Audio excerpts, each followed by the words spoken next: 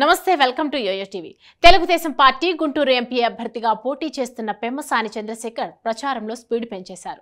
Polling కు ఇంకా కొద్ది రోజుల సమయం మాత్రమే ఉండటంతో పార్లమెంటు పరిధిలోని నియోజకవర్గాల్లో విరామం లేకుండా ప్రచారం కొనసాగిస్తున్నారు. తాజాగా పెమ్మసాని గుంటూరు వెస్ట్ నియోజకవర్గంలో రోడ్ షో, కార్నర్ మీటింగ్స్ నిర్వహించారు. ముందు నియోజకవర్గ లీడర్లతో ఆత్మీయ సమ్మేళనంలో పెమ్మసాని పాల్గొన్నారు. ఈ కార్యక్రమంలో భారీ ఎత్తున మహిళలు పాల్గొని చంద్రశేఖర్ కు తమ సమస్యలను తెలిపారు. అనంతరం గుజ్జనగుండ్ల దగ్గర మొదలైన రోడ్ షో సాయి బ్రాహ్మణ కాలనీ, మారుతి నగర్, తుఫాన్ నగర్, సత్యనారాయణపురం, ఎస్వీఎన్ కాలనీ, నేతాజీ నగర్ వరకు సాగింది.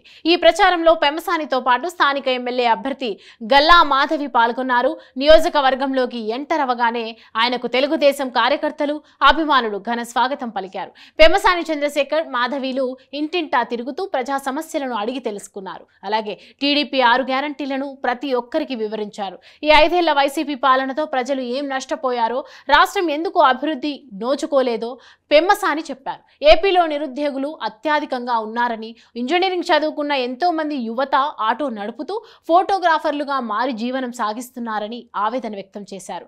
వచ్చేది తమ ప్రభుత్వమే అని, టీడీపీ అధికారంలోకి రాగానే అందరికీ అన్ని విధాలుగా అండగా ఉంటుందని, ఎవ్వరూ ఆందోళన చెందాల్సిన అవసరం లేదని పెమ్మసాని ప్రజలకు భరోసానిచ్చారు. గుంటూరు జిల్లా అన్ని విధాలుగా అభివృద్ధి చెందాలంటే గుంటూరుతో లోక్సభ స్థానంతో పాటు అన్ని నియోజకవర్గాల్లో టీడీపీ జెండా ఎగురాలని ఆయన అన్నారు. ఇది జరగాలంటే ప్రతి ఒక్క ఓటరు టీడీపీకి ఓటు వేసి తమను గెలిపించాలని పెమ్మసాని చంద్రశేఖరరావు కోరారు. అయితే అధిష్టానం నుంచి స్పష్టమైన హామీతో టీడీపీ అభ్యర్థిగా పెమ్మసాని ప్రచారం మొదలుపెట్టి నాటి నుంచి నిత్యం ప్రజల్లో ఉంటూ ఊరు వాడా తిరుగుతూ తెలుగుదేశం జెండా ఎగిరేలా పాటుపడుతున్నారు. జిల్లాలో టీడీపీ మరింత ఆదరణ పొందేలా కృషి చేస్తున్నారు. ఫలితంగా గుంటూరు పార్లమెంట్ను 3వ టీడీపీయే తన ఖాతాలో వేసుకుంటుందన్న ప్రచారంతో పాటు 2019 నాటి సీన్ రివర్స్ అవుతూ పార్లమెంటు పరిధిలోని 7 అసెంబ్లీ నియోజకవర్గాల్లో కూడా తెలుగుదేశం జెండాయే ఎగురుతుందన్న అంచనాలు పెరుగుతున్నాయి.